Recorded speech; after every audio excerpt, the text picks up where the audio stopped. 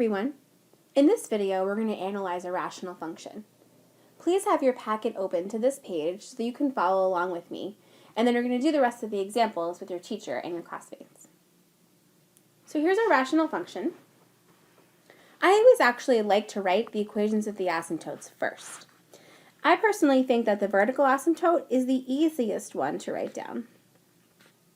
So please tell me, where is that vertical line? Where is that vertical asymptote? Where is that vertical dashed line? If you were thinking x equals 2, you're absolutely correct. The vertical asymptote in that case is x equals 2. We can see that our end behavior asymptote is actually slant. You've got a hint right here that says to use y equals mx plus b form. Remember that here m is slope and b is y-intercept. So I'm going to look at that dashed slanted line there, and I'm going to see here that the y-intercept is at 3, if you can see that dashed line cross through 0, 3. And if I look at the slope, it looks like it's up 1 over 1, so it looks like that slope is 1.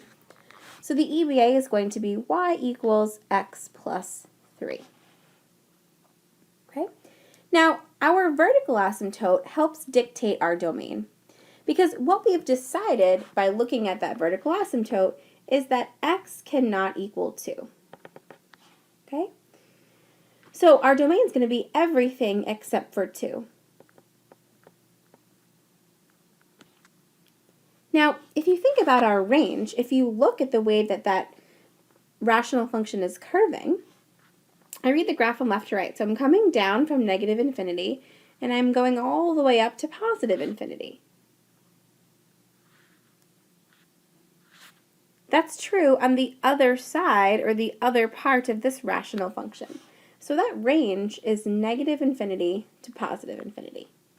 Now, when you're determining whether or not the function is increasing or decreasing, you want to read the graph from left to right. So if I follow along here, if you put your pencil on that curve and you follow along from left to right, your curve is going up. That's true on both parts of this function. The curve is going up from left to right. That means for increasing, it's always increasing. So here, I like to write on domain. You could rewrite the domain again if you want to, negative infinity to 2, union 2 to infinity, but it's easier if you just write on domain. Now, if it's always increasing, that means it is never decreasing. Okay? What about for zeros? The zeros are the x-intercepts of the function. So if I look for where the blue, because that's the graph, not the dashed line, is crossing the x-axis, that's going to happen at negative 4, 0 and 3, 0. And then y-intercept is where does it touch the y-axis, and looks like it's touching up there at 0, 6. Good luck, everyone.